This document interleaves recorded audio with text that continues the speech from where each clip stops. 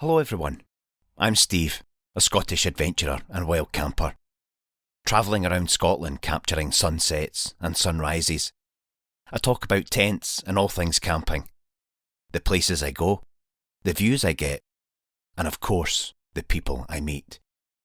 So join me on this podcast as I take you camping on the wild side.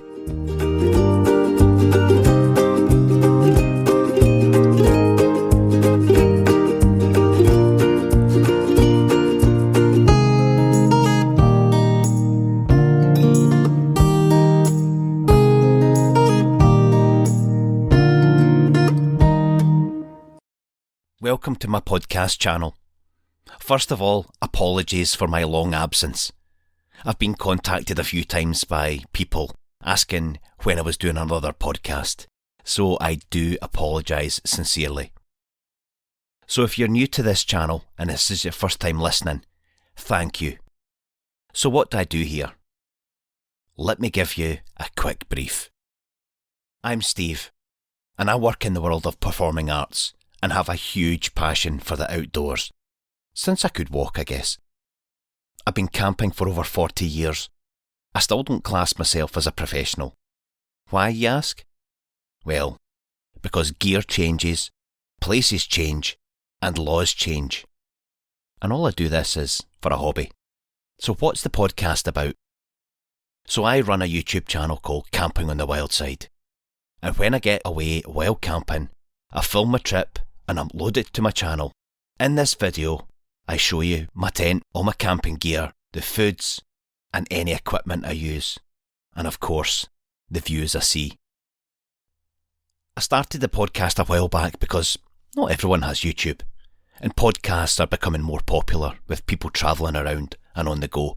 I turn each of my videos into a listening story for the podcast channel, allowing people to be immersed into the world of my adventure camping trips. It also helps those who are less able to get out to the outdoors. People of old age, people with disabilities, and even people who live abroad.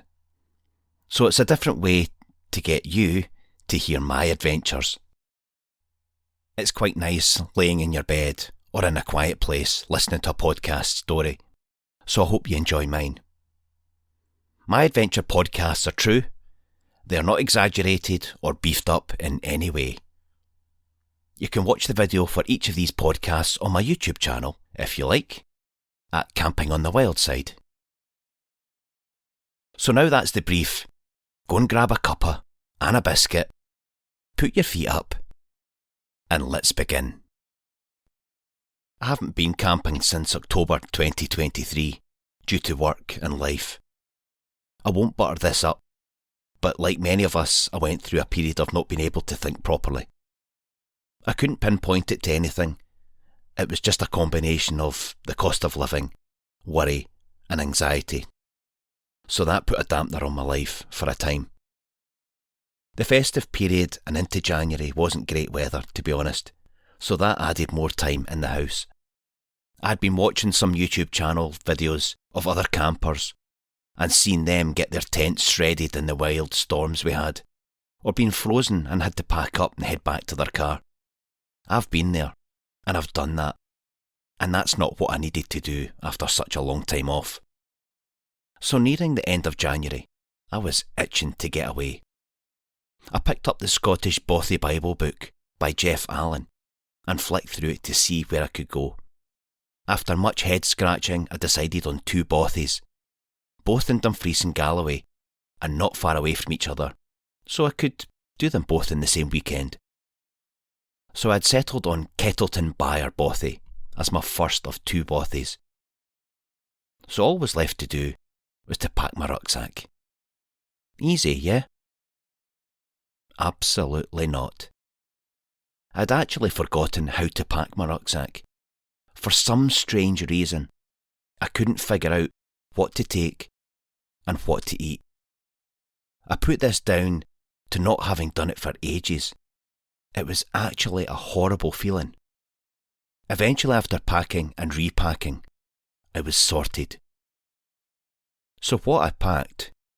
My rucksack was the Berghaus Trailhead 2018 model, My sleeping bag was the Mountain Warehouse Extreme Down. I had a Gore-Tex sheet for laying on, an air mat which I bought on a second-hand site which was comfier than my older mat, a water filter, spare socks and top, bed clothing, so thermal top and bottoms, and socks, sleeping bag liner for warmth and protection, my Carrymore walking boots, gaiters for leg protection, waterproof trousers, waterproof jacket, my Jetboil stove with gas. Food was homemade soup, some pasta, some tea bags, nuts, chocolate, sausages, some rolls, and a couple of spare food items for emergencies. The electricals I took was my Samsung Galaxy S10 phone, couple of battery banks, my Sony Cybershot HD camera with spare batteries, and my new DJI Mini 3 Pro drone with 3 batteries. I also had some DD walking poles as well. Now I was all packed and ready for my trip, I could get away at a good time in the morning. The weather wasn't bad as I headed off for the little village of Durrisdeer. It took ages to get there due to the remote winding country roads. And they aren't fast, and anyway, I was enjoying the countryside views.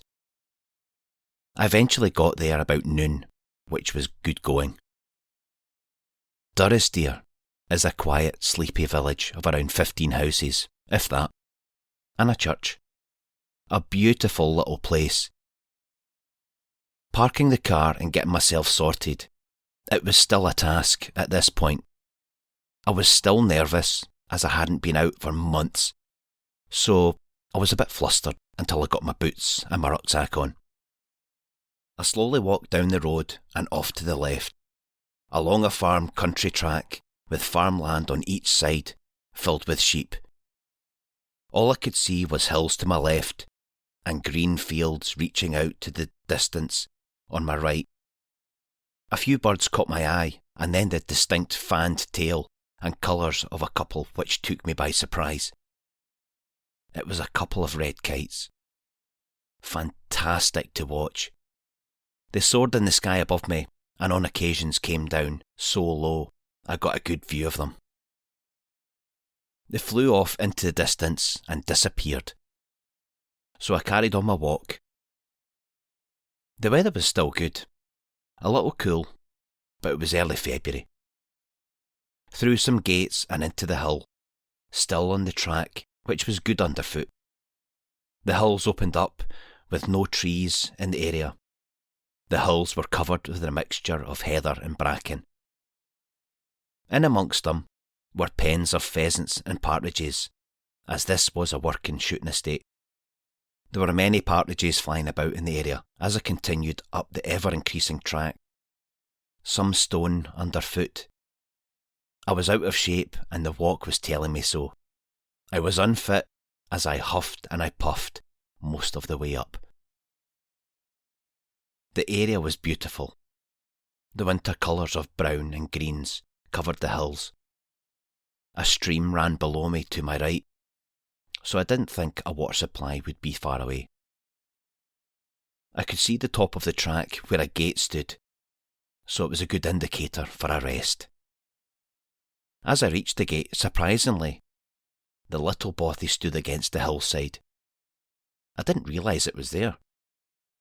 I took a little slow wander over to it, with the thought, I wonder if anybody would be in, like a hill walker or a camper.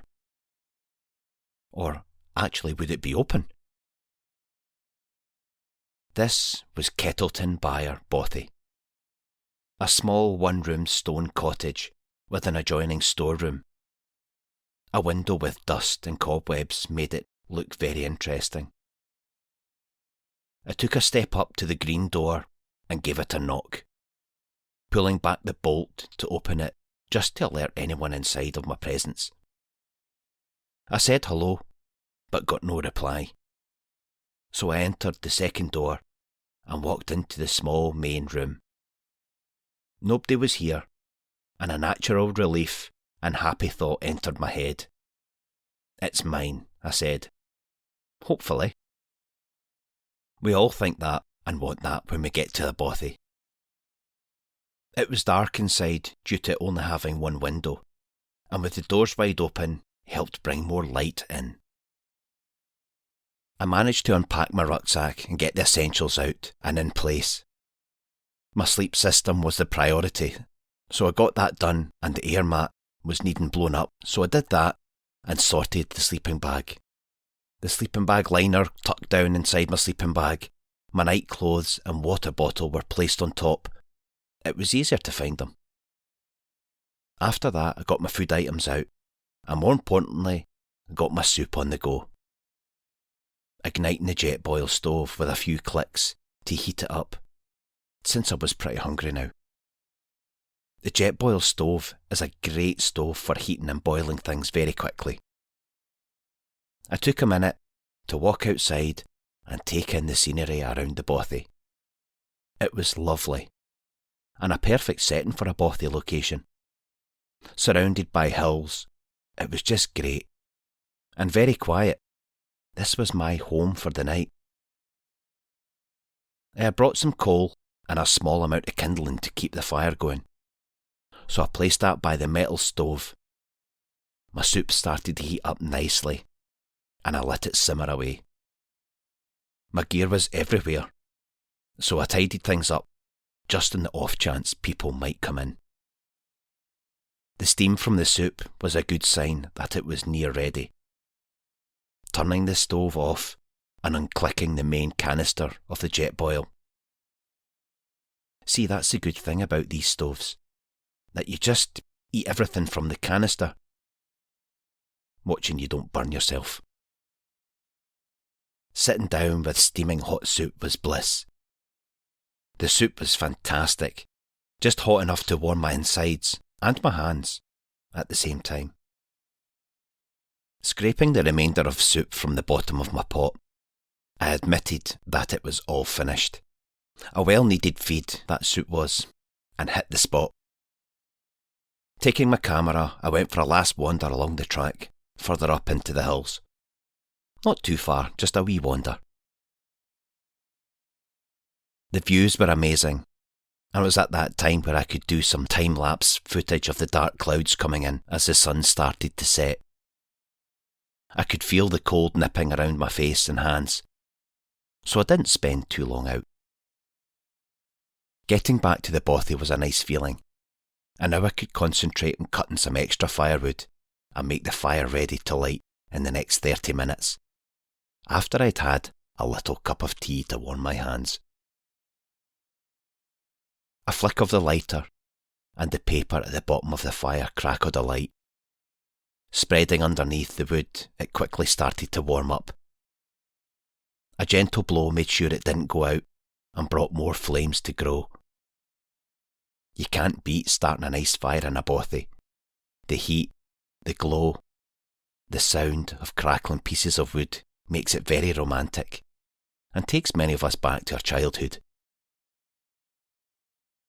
With the fire now pretty much secure and heating this little bothy up nicely, I put the water on for yet another cup of tea. It can be a regular task making a cup of something hot in a bothy to help you warm up, and it's nice to hold a cup of tea or something hot in your hands while you watch the flames of a fire.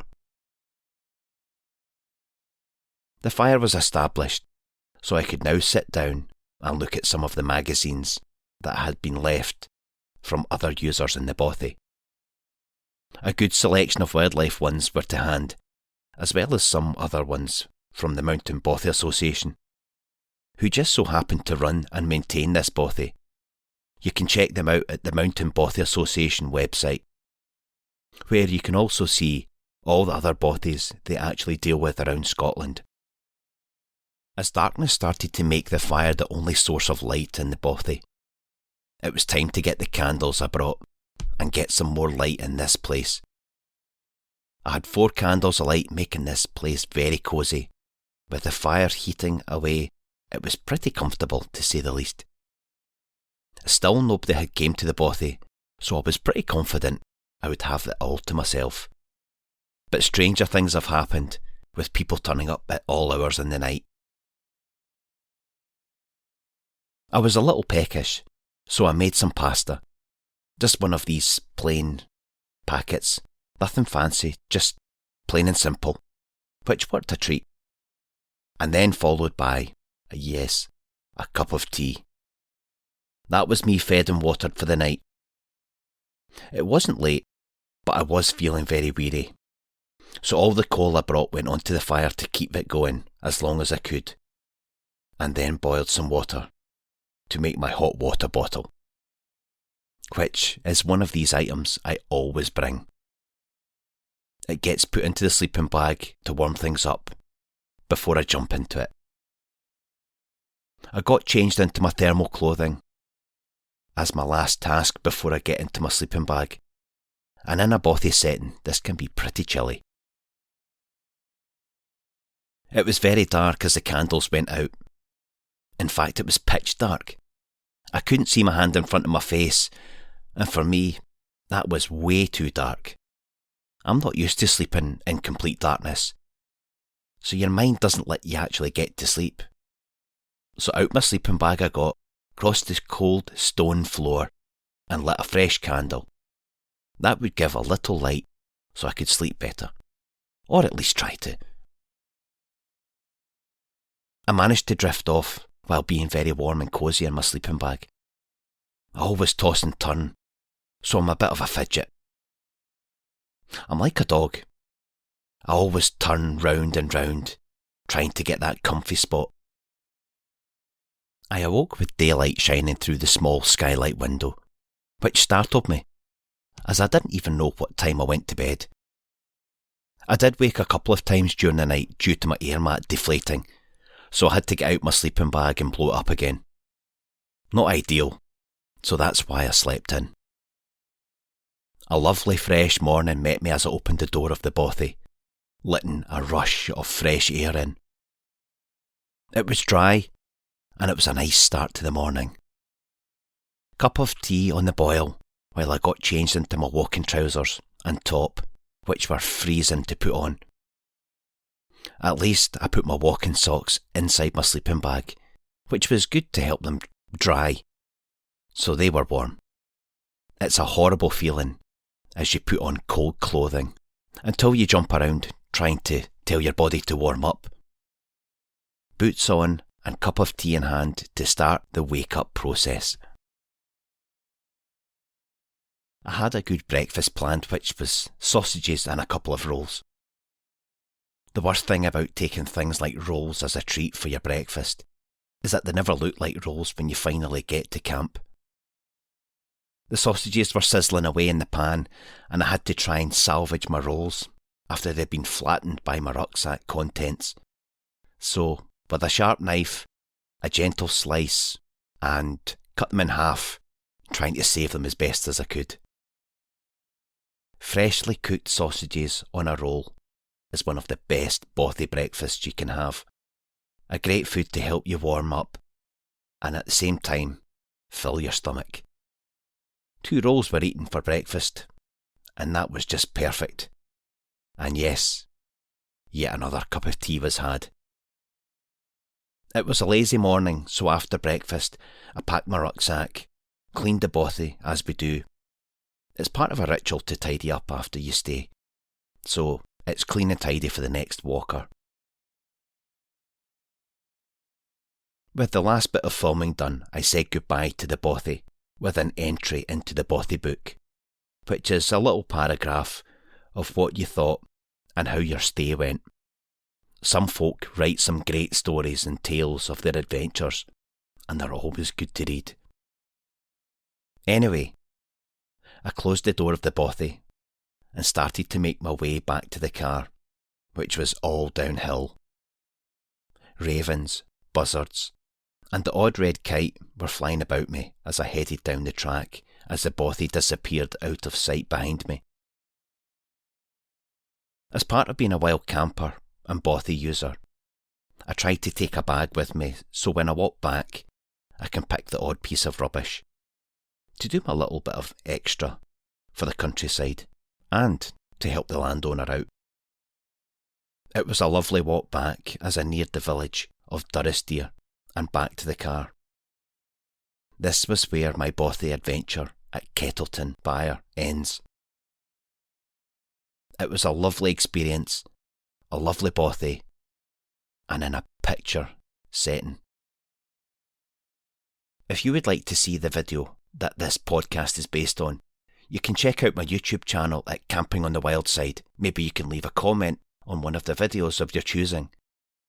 If you'd listened to the podcast, it would be good to hear from you wherever you are in the world. I'm Steve, and you've been listening to a podcast from Camping on the Wild Side. Until next time, take care and enjoy the outdoors wherever you go. Bye for now.